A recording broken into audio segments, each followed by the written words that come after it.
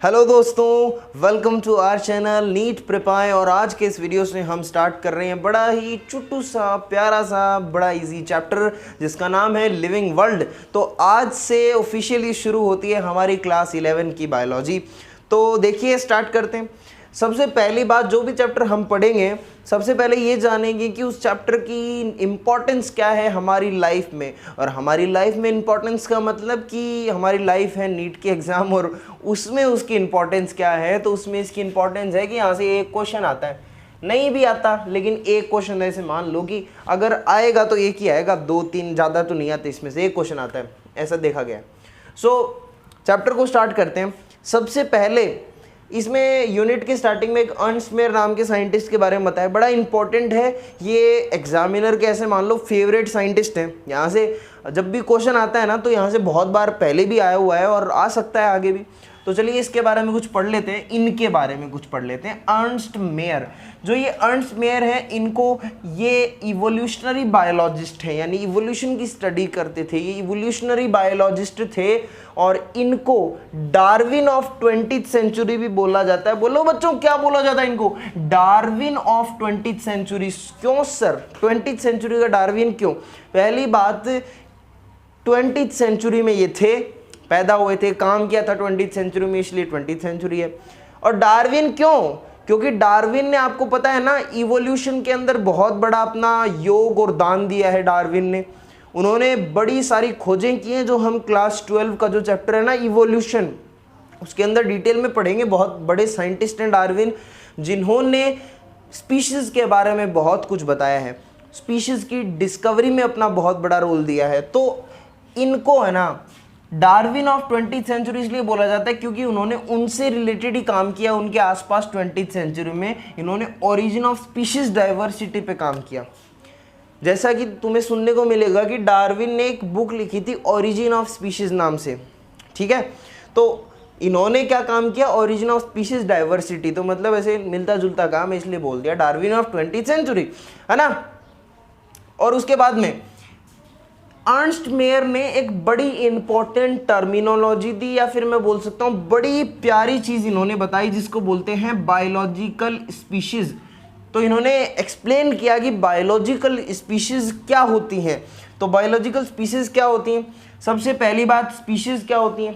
तो species are a group of organism which are reproductively isolated from other group of organism and the member of a particular species can interbreed with each other, produce new offspring, और morphologically और बड़े बहुत सारी similarities जिनमें present होती हैं, ठीक है। तो स्पीशीज़ है ना, इन्होंने ये बताया कि स्पीशीज़ रिप्रोडक्टिवली आइसोलेटेड होती हैं और स्पीशीज़ एक जेनेटिकली क्लोज्ड सिस्टम का फॉर्मेशन करती हैं। स्पीशीज़ रिप्रोडक्टिवली आइसोलेटेड होती हैं, अलग अलग रिप्रोडक्टिवली आइसोलेटेड होती हैं और जेनेटिकली क्लोज्ड सिस्टम का फॉर्मेशन करती हैं। तो इस जेनेटिकली क्लोज्ड सिस्टम का क्या मतलब है? इसका ये मतलब है, देखो समझाता हूँ। जैसे ह्यूमन है, तो ह्यूमन के जो भी जीन्स हैं, वो जीन्स हैं वो डॉग में नहीं पाए जाएंगे, डॉग के जो भी जीन्स होंगे वो ह्यूमंस में नहीं पाए जाएंगे। क्योंकि जीन ट्रांसफ़र कैसे होता है कि जब रिप्रोडक्शन होता है, एक गैमीट मेल की तरफ से आता है, फीमेल की तरफ से गैमीट आता है जिसके अंदर जीन्स होते हैं, जिसके अंदर क्रोमोसोम्स होते हैं, ठीक है, जो जेनेटिक इन्फॉर्मेशन आगे कैरी ऑन होती है और बच्चे के अंदर आती है। तो लेकिन वैसा तो है ही नहीं ना, ह्यूमन के जीन्स डॉग में कैसे जाएंगे? खुद ही सोच लो ज़रा, ह्यूमन डॉग। तो इसीलिए ये बोला ना कि जेनेटिकली क्लोज्ड सिस्टम ये बनाते हैं, मतलब ह्यूमन का एक अलग जेनेटिकली क्लोज सिस्टम है, डॉग का अलग है। तो इंटरब्रीड एक दूसरे से ये नहीं करते। ये सर नो, बड़ी सिंपल बात है। अब ये जो चैप्टर है ना, ये स्टार्ट होता है लिविंग की स्टडी से, कि भाई लिविंग ऑर्गेनिजम्स क्या होते हैं। तो जैसे कि मैंने आपको बोला लिविंग, तो आपके दिमाग में कुछ कुछ ख्याल आने लगे होंगे जिनके अंदर आप सोच रहे होंगे कि लिविंग ऑर्गेनिज्म जो प्रॉपर्टी शो करते हैं उनके बारे में आप सोच रहे होंगे कि अगर मैं लिविंग हूँ तो मैं चलता हूँ, मैं रिप्रोडक्शन करता हूँ, मैं फिरता हूँ, मेरे अंदर सेल्स में मेटाबॉलिज्म चल रहा है, मेरे अंदर सेल है, सेल्स में मेटाबॉलिज्म चल रहा है, मैं कॉन्शियस हूँ, मैं जवाब देता हूँ किसी को। तो ये सारी चीज़ें आप सोचने लग जाते हैं। तो यही चीज़ हमें इस चैप्टर में पढ़नी है कि what are the criterias for being living. Living होने के लिए क्या क्राइटेरियाज होते हैं? सो देखो, सबसे पहला क्राइटेरिया है ग्रोथ, ग्रोथ है कि मैं ग्रोथ कर रहा हूं, इसका मतलब मैं लिविंग हूं। I am able to reproduce, then I am living.